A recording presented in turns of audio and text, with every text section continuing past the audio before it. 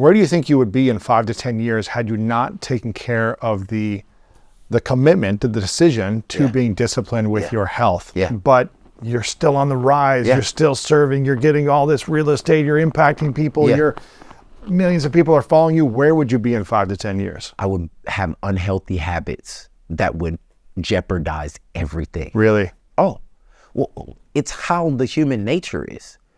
If you're not healthy, but you still are making great impact, what ends up happening is that great impact starts to affect you differently because it becomes a harder pressure because you do not have the vehicle or the container to do what you need to do. So you need to find ways to medicate. To numb, to medicate, to whatever. To release all of those words. Right. And that's when people start making stupid decisions. Oh, man. What is the decisions that most people make? It's been the same since the beginning of time. It's the girls, the gold, it's the greed. It's the, like, you start taking more than you're supposed to. You start investing in relationships that have no actual benefit for your life. You start becoming, you got into it with the right motivation, and now the motivation is just money. And so it changes the heart and the content of what you're doing, because it's not about actually helping people. It's about how many people can help me. Like, when motives change, the ways that I release change. And then, we haven't even talked about the substance abuse. Like, I can't tell you how many athletes and people that I mentor and pray for and help that they're literally inebriated more than half of the day. Like smoking, alcohol, drugs, mushrooms, pills, whatever. They're literally not remembering the life they prayed for. Wow.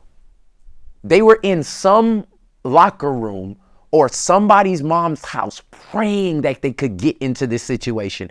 And now they are so overcome with their past traumas and their current pressures that they are literally numbing themselves and saying, bro, I don't even remember. So you're living the greatest moment of your life and you don't even remember it. And it's because this is what we do as humans, because I don't believe that God created our bodies to be able to handle that kind of stress and trauma. And so we have to figure out a way to keep going because we want the results of it, but we can't really keep going because it's killing us. Wow. And so we try to find ways to do it. And that's why I say the safest way to get into the place that you need to be is you need to deal with your past issues so it can change your present situation and it can prepare for you a great future. Yes. Do you think we are ever able to run away from our past or our traumas? No. Your body keeps the score. It does. Like, people act like not saying it does something. No, your body is a computer that is taking all the information and it's storing it. Mm-hmm. Stress, hypertension, all of the, we have people dying of heart attacks at 32. It's crazy. Like, there is so much information coming to us every day, all the time, so many ideas, so many opinions.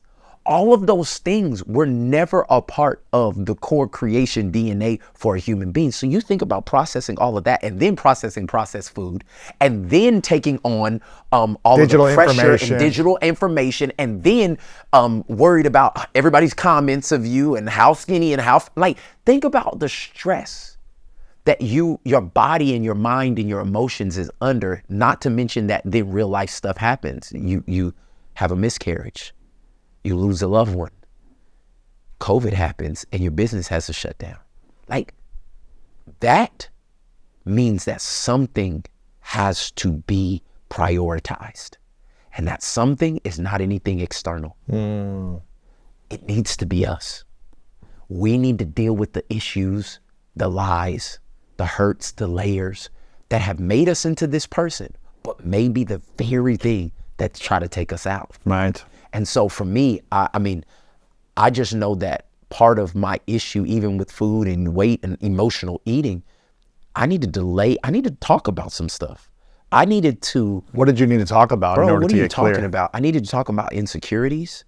So I talk about it in the book, but I'll just sum it up right now. I had this revelation that I had become allergic to being good. I could only be great. I was in a situation when I was young where I was good at playing the drums at 12 years old. And I mean, I was really good. And I was in our church back at the house, and I was better than the drummer that played for our main service. Like the adult service, you know what I'm saying? And all I wanted at 12 years old is to play drums in the big church. That's what I called it, playing drums at the big church. And the guy who was over all the music, he was like, you are really good. And they would always give me props and all the other stuff. But he would always let this older guy play that was not as good as me. And I would come every Tuesday, the only kid there for their rehearsals. And I'd be there with my sticks. I would come early. I'd make my parents drop me off. I'd know all the music and everything like that, but they would never let me play. And I did this for months. Like months. I knew all the music. I knew all the songs. I was hoping that he would just fall dead and just fall off the thing. Then I was able to catch it. I mean, this is in my 12-year-old mind. You know what I'm saying? But like, I knew I could do it if somebody would just give me an opportunity.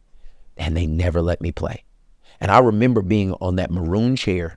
And see, this is how subtle trauma can come into your life. And this is why we have to evaluate it. I remember sitting on a maroon chair in the back, and I decided that being good was not good enough. I had to be great at everything. Wow. Because if I was great, they couldn't deny me. Like if I was great, there's no way they wouldn't let me do that. And from that day on, at 12 years old, my engine changed. I couldn't be good at anything. Okay? No, I'm not playing a game unless I'm going to smash you. Wow. Like I'm not. And now, this now seems like at that age, it seems endearing. It's like, wow, this young man is, wow, he's proactive and he's gifted and motivated, he's hungry. He's hungry. Like, and so now I'm getting attention from it. And now I'm getting accolades from it. And now so it's like, oh, this is great. I made the right decision. Like, I'll never be good. Nothing good is good. I will only be great. So my car had to be great. My business had to be great. My wife had to be great. My family had to be great.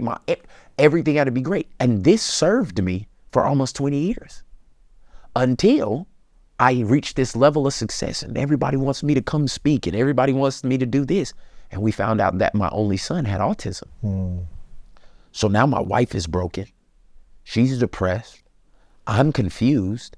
I'm the guy that's supposed to have crazy faith, but I can't do anything about my son. He's no longer looking at us. He's not saying any words. His younger sister's developing past him. Like he's peeing and pooping on himself every day. Like what's going on? And now my motor is I have somebody here that looks like me that's not great. And it's not even good. I don't know how to process this. So now I'm going to go and I'm going to make more money. I'm going to da-da-da-da-da. But my wife needs me. I have the person I've loved for my whole life sitting here saying, I don't care if we have any more money. I need my husband. Wow. I need you to sit with me. And I'm like, well, yeah, you sit there, but because now my motor to be great is no longer what's going to help me. If I would have taken all the dates, if I would have kept going, I would have lost my wife and my family. Wow. I would have lost my legacy.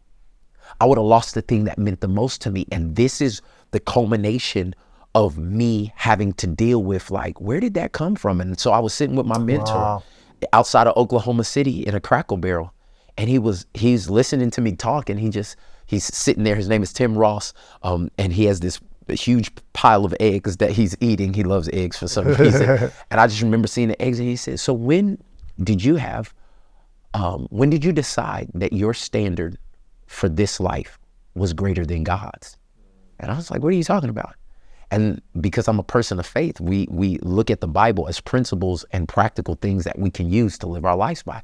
He said, remember in creation, it said, in the beginning, God created the heavens and the earth and the star, and he told the ocean how far it could come and created land and did all of these things. And he looked back at his work and he said, it's good. He created the solar system and the galaxies and all the animals. And then he looked back at it and said, it's good. And he does all this creating. On the sixth day, he creates man and woman. And he looks at him and says, this is good. He said, if God's standard is good, why is your standard great? And something inside of me was like, whoa, I can't keep living and not even appreciating all of the good that's around me because of the trauma that happened to me at 12. Wow. And now I don't even like good. I don't even appreciate good, where people would love to have good. I can't have good money. I have to have great money. I can't be good in my relationship. My relationship has to be great. I'm literally missing the essence of life and what's right in front of me. I can't even be grateful for what people would kill for because of the trauma that happened on the maroon chairs when I was 12. Wow. And this is part of what led to me going through this healing journey and transformation so that I could really, really live life to the fullest. And so what ends up happening is you come in limping to love. You limp into love. Wow. Instead of leaping into love. Right. You should be able to go a lot higher, but because you're still aware of the thing that you need to be healed, you don't go. And so what I'm saying is,